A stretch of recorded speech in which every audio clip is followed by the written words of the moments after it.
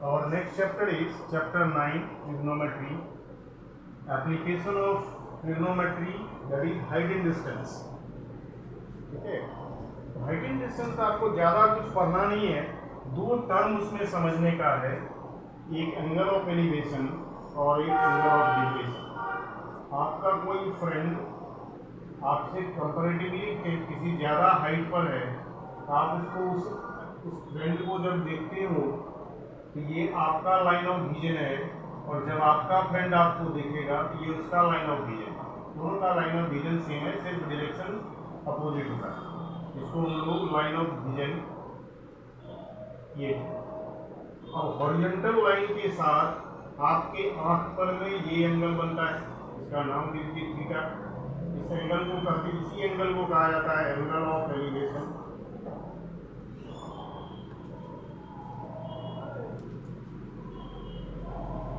ठीक है,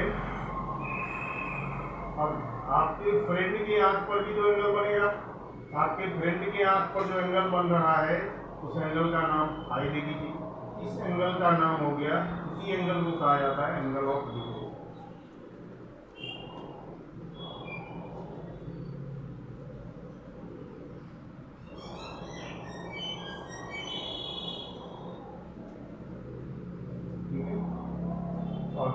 और ये दोनों लाइन एक दूसरे के पैरेलल है, इसीलिए क्या होगा, तो therefore theta is equal to 5 हो जाएगा, क्योंकि ये ऑल्टरनेट इंटीरियर। क्यों इक्वल होगा, ऑल्टरनेट इंटीरियर। ठीक है, अब इसमें हमको क्या सबसे पहले क्या करना है, जो प्रॉब्लम्स दिया होगा उस प्रॉब्लम्स को फॉर्मूला में डिपिक्ट करना है, और ये डायग्राम में डिपिक्ट करना है। क्वेश्चन पढ़ के उसका डायग्राम बनाइए, आप समझ लीजिए आपका 50% काम हो जाएगा। उसके बाद उस डायग्राम से फिर आपका सम बनना बहुत ही आसान हो जाता है, कोई ज़्यादा टफ नहीं। 10th लेवल का है, इसीलिए आपको 0 लेवल और 1 लेवल का ही क्वेश्चन पूछा जाएगा, इसमें ज़्यादा हायर लेवल का क्वेश्चन नहीं पूछा जाएगा। जब आप 11th में जाते हो तो वहाँ पर लेवल 2 और लेवल 3 का क्वेश्चन आता है।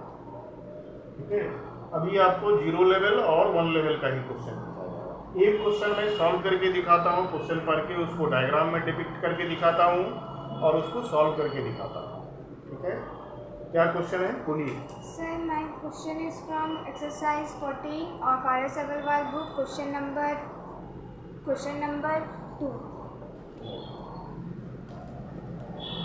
Question number 14 RS Agrawal, exercise 14 and question number 2। ठीक है, exercise 14 RS Agrawal, question number 2। A kite is flying at a height of 75 meter from the ground level। ये देखिए, ये आपका ग्राउंड लेवल है, यहाँ से 75 मीटर की हाइट पर एक काइट उड़ रहा है। यहाँ पर एक काइट उड़ रहा है, ये जूम कर लीजिए, यहाँ काइट है आपका, ये काइट हो गया।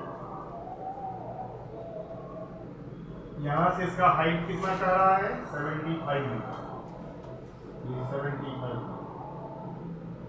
और हाइट हम डिस्टेंस हमेशा परपेंडिकुलर, हाइट हमेशा परपेंडिकुलर डिस्टेंस है। Okay, attached to a string at an inclined at an angle 60 degree to the horizon।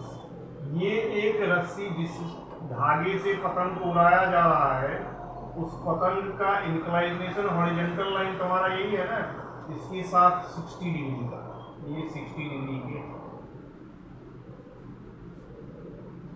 Find the length of a string assuming that there is no slack in it। अब कह रहा है ये length of string कौन सा है, ये length of string हमको फाइंड करना है, ये हमको फाइंड करना है।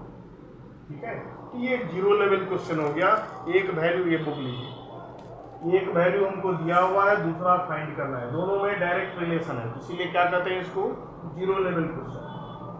ठीक है, नाम दे देते हैं A B C हो गया, जहाँ से आपका पतंग जुड़ा हुआ। यहाँ लिख देंगे let A be the kite.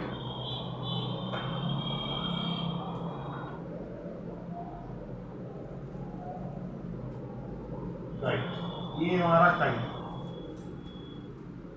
और ये देखिए ये थीटा है, थीटा का सामने वाला साइड ये परपेंडिकुलर होगा और ये हाइपोटेनस। तो परपेंडिकुलर और हाइपोटेनस में साइन रिलेशन क्या होता है, साइन का, E by H। तो since AB by AC is equal to sine 16। AB का वैल्यू दिया हुआ है आपको 75, AC फाइंड करना है, ठीक है, कोई बात नहीं। और साइन 60 का वैल्यू कितना होता है, √3/2, ठीक है। तो इम्प्लाइज क्रॉस मल्टीप्लाई कर देंगे, तो AC इज इक्वल टू कितना हो जाएगा, 75 इंटू 2/√3, ठीक है। अब हम लोग इसको और ज़्यादा सिंपलर बनाने के लिए √3 से ऊपर नीचे मल्टीप्लाई करते हैं, तो क्या हो जाएगा, 75 इंटू 2 इंटू √3 बाई नीचे √3 से मल्टीप्लाई करेंगे तो 3 हो जाएगा, √3 इंटू √3 इज इक्वल टू 3 होगा। तो 3 से इसको कैंसिल करें, कितना हो गया, 25। अब 25 टू जा 50, तो 50 √3 हो गया। अब √3 का वैल्यू अगर पॉइंट में चेंज करना है तो √3 का वैल्यू डाल दीजिए, तो √3 इज इक्वल टू 1.73205, तो आपको 05 आपको यहाँ तक ही लेना है, ठीक है, उससे ज़्यादा नहीं है, डॉट डॉट और आगे भी। तो यहाँ पर क्या करेंगे, 50 इंटू 1.732, अब क्या हो जाएगा, 0 से इसका मल्टीप्लाई हो जाएगा 5 इंटू 17.32, तो 2 5 जा 10, 3 5 जा 15, 1 16, कैरी 1, 17 5 जा 85 और 1 86, तो 86.6 मीटर, कितना मीटर हो गया, लेंथ ऑफ स्ट्रिंग। यही आपका आंसर होगा, ठीक है, चलिए समझ में आया।